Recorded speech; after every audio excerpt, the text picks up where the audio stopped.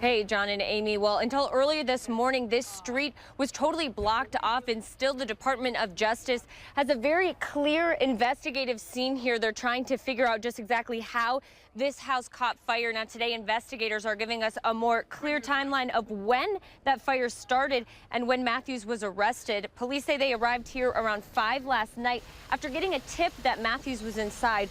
Police say that started a standoff of several hours where a tactical team was trying to get him to come out of the home.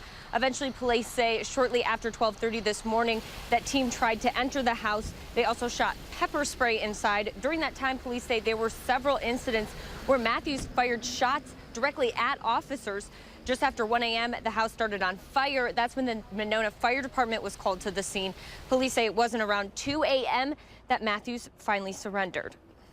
It looked at times like it was going to be suicide by cop. He claimed he wouldn't be taken.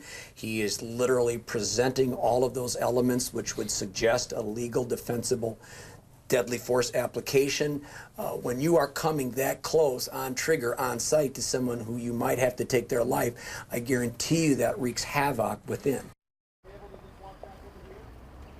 Now, as we mentioned, the cause of the fire is still under investigation. It's being taken over by the Department of Justice and the state fire marshal. And today, Matthews is still at a local hospital where he's being treated for smoke inhalation. But today, those law enforcement agencies from across Dane County are applauding each other for getting that arrest made here without any officers or the man they took in custody getting injured. Live in Monona, Hannah Flood, NBC 15 News. Well, John and Lee, last night, the Dane County Sheriff's Department, the Madison and Monona Police Department, the Monona Fire Department, and a tactical SWAT team were all out here dealing with this very chaotic situation.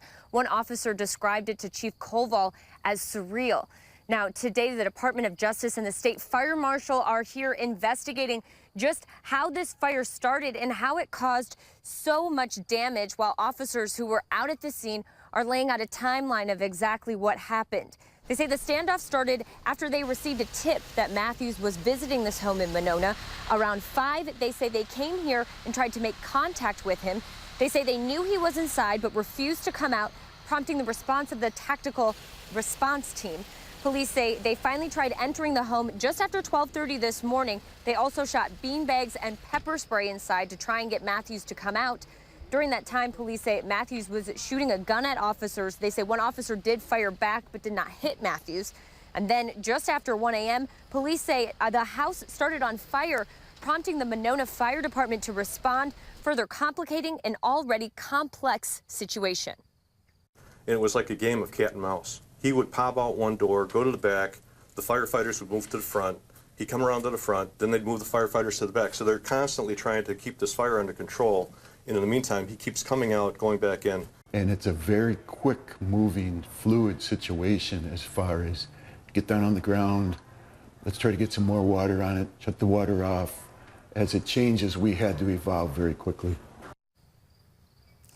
Now, the police say Matthews stayed in that home engulfed with flames for nearly an hour before surrendering to police around 2 this morning.